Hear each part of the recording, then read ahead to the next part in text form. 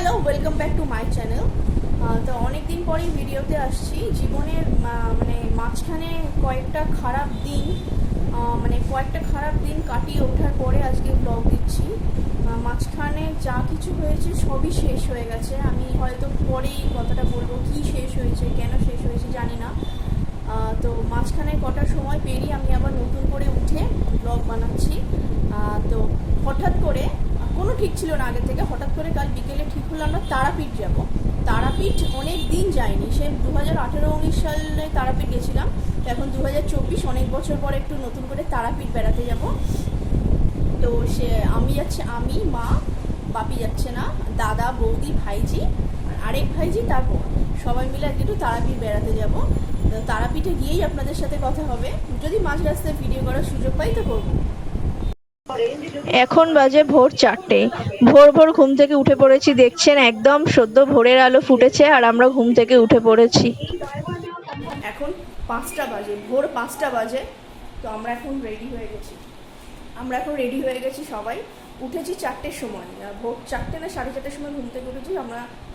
7-8 জন সবাই রেডি, এবারে আমরা বেরোবো। বাইরেটা বেশ ভালো হচ্ছে।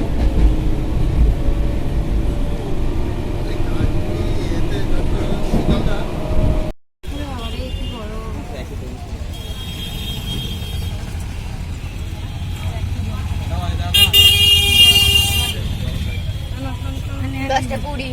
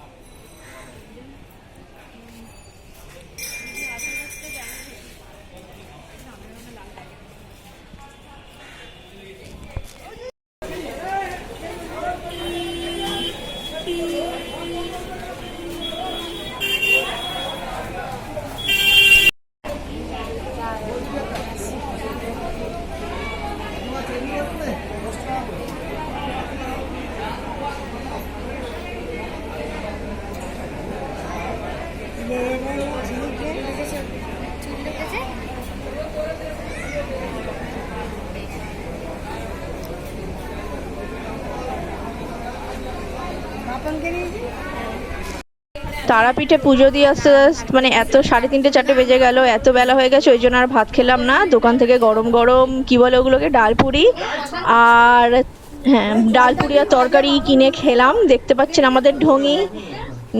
আমাদের ঢঙিটা কিরকম করছে। আর খুব মজা হয়েছিল একসঙ্গে সবাই বসে কচুরি আর তরকারি খেতে। এটা রাত হয়ে গেছে, রাত্রিবেলা একটা হোটেলে খেতে এসেছি।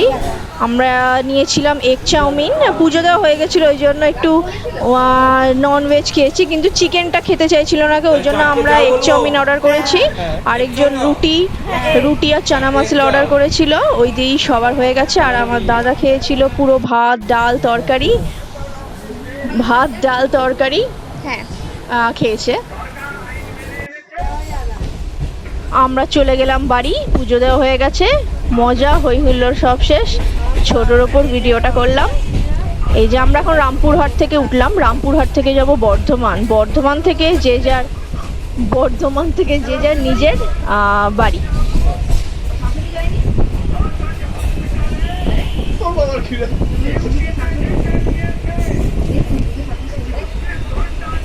তো গুড নাইট।